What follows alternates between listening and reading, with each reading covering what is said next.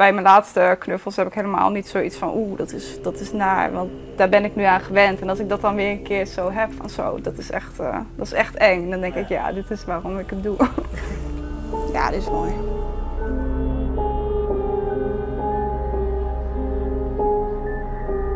Ik ben gewoon op mijn kamertje,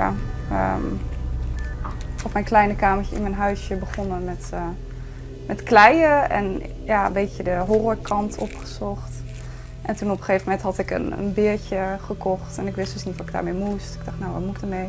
En toen zag ik een mondstuk op Insta, die had iemand anders gemaakt. En ik dacht, oh, dat is vet. Dat vind ik leuk. En die was zo cool geworden en daar kreeg ik zoveel reacties op dat ik ja, meer ben gaan maken. Ik zit nu op de 155 knuffels inmiddels.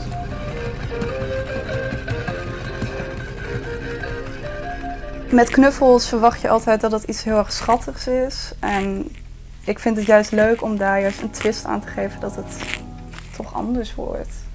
Dat mensen raken er echt van in shock en dat vind ik altijd wel een leuke reactie.